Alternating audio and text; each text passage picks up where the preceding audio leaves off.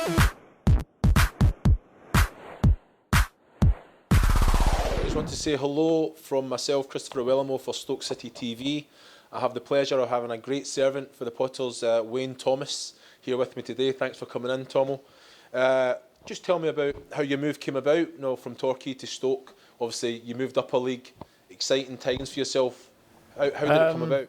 I didn't really know too much about it, to be honest with you. Obviously, I was playing at Torquay from 16, which is when I made my league debut. I played a lot of games for Torquay. I think at one point I was playing with the Swansea manager Gary Monk.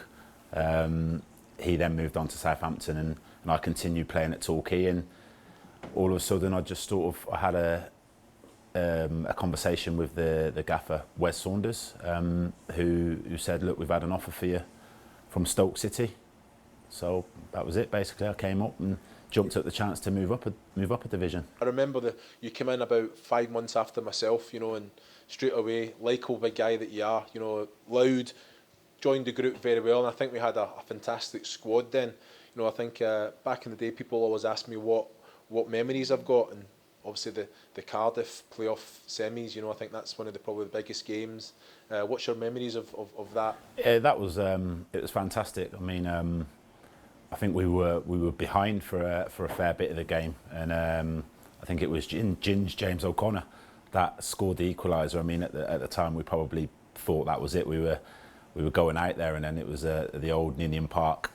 I think it even came over the tannoy that the Stoke fans weren't to leave at such and such a gate and such a time. I think they actually celebrated before the actual final whistle went. They basically thought they'd gone through, and then Ginge scored the equaliser, and then it really was game on. And at the time we were in the ascendancy in the game, and then I think it was a free kick, and it come off Solomon Ulaire's glutes, shall we say, and flew in the far corner. And I think that was probably his only appearance in goal for the club. But what a goal it was! It took us to the playoff finals, and I think in the finals, Tony Dinnan summed it up brilliantly after, said that it was nothing to do with the South dressing room jinx or anything like that. It was just a case of we were better than Brentford, and that's why we ultimately won the final. So you never scored many goals, but against Arsenal. So talk to me. Do you remember much about the goal? Celebrating? Tell me about it. Yeah, I think the goal was like 25 yards out when it killed it in the top corner. No, I think it was just a cross came in, and I sort of ran past John Hawes, who I think wanted to score against his old club as well, and just sort of slid and went in the roof of the net past Lehman.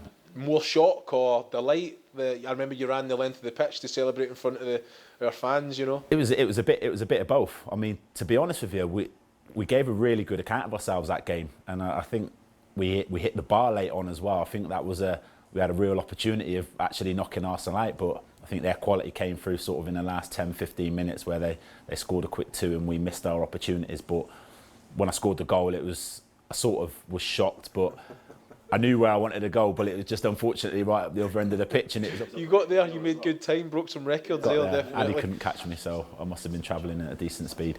So if you had to say a favourite game, favourite goal? For me personally, the Arsenal Highbury game and goal would be up there, and I think also the Millennium Stadium's got to be there because, as I say, it's not often you get in your career to go to a playoff final and win it, and that was it. So that's got to stick with me, you know.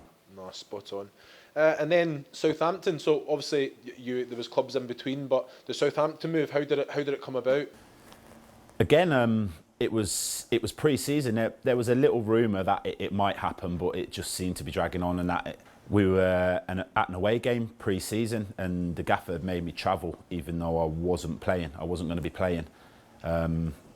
So I've travelled with the squad as normal, and on the coach on the way back, he's called me down to the front of the bus. I think I was playing cards at the time. He's called me down to the front of the bus, and he said, "We've accepted an offer from Southampton, so you've got to go." And obviously delighted and excited about the prospect of that. Yeah, I was. Obviously, again, it was at the time it would have been considered a step up because Southampton had only just come down from the Premier League at the time, and I was sort of shocked really. He said it was like for, I think it was 1.2 million, and I was like, I couldn't believe it, and he just said, well, there you go. And he's just left me to it. So I've gone up to the back of the bus and gone, well, I've been sold. That's it. and that's it.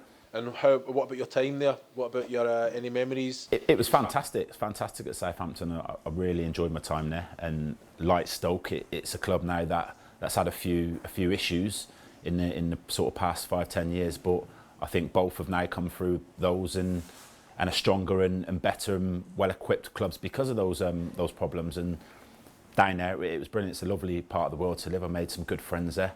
I played with some now England internationals down there. Yeah. I think there's only one or two of the squad that are still there. I think it's Calvin Davis, the goalkeeper, and Jose Fonte, Corky. I think they're still there. But yeah, it was lovely, and I was disappointed to leave there, to be honest with you. But at the time, there were financial issues at the club, and that was just one of those things. But yeah, memories from down there probably would have been scoring the winning penalty away to. I think we were away or home to Norwich. Yeah. In the Johnson's Paint semi-final. I always have a knack of taking the fifth penalty, which is to win it or lose it. And thankfully, I won that, and it was brilliant. You done something which I done myself, and that was play abroad. Now the whole Greece thing came up, and you went to Greece, and that's a bit daunting to anyone to go abroad. You know, I think I went to Denmark when I was 19. At that place where you were in your career, did you feel it was the right decision to go abroad, or what's your thoughts on the whole Greece as a whole? In hindsight, now having been there and came back, I probably would have liked to have gone to Greece a couple of years earlier than I did, to be honest with you.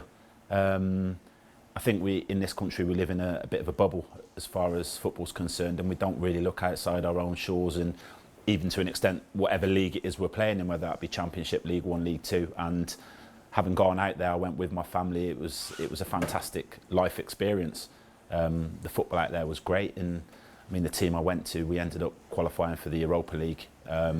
We played in the playoff, the cup final, in front of 80,000 fans against Olympiacos, who were playing in the Champions League year in, year out, and it was an absolutely fantastic experience. And like I say, in hindsight, I wish I'd gone out there before, but when I went, it was probably the last opportunity I would get to do that, because of my young family. So we went and we had some good times, but also with moving abroad comes some sort of financial issue as well. So. And now obviously you're back, you're coaching, qualified coach, you're also playing at Worcester City as well, which I believe you were in goals, 89 minutes in goals, clean sheet, impressive.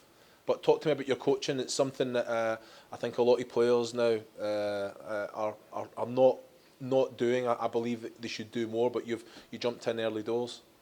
Yeah, I mean, if you'd have asked me 10 years ago whether I was going to go into coaching, honestly, I probably would have said no. It probably wouldn't have interested me then. But I think with a lot of players, I think when you start to hit 28, 29, 30, and people start to give you a year deal instead of a 3 and 4 year deal, you have to look at what you're going to do after football. And I'm glad I decided to go down the coaching route, because I found that I've really enjoyed it, and it still sort of gives me the same footballing buzz, but on a different level. I'm particularly enjoying working with the kids at the moment.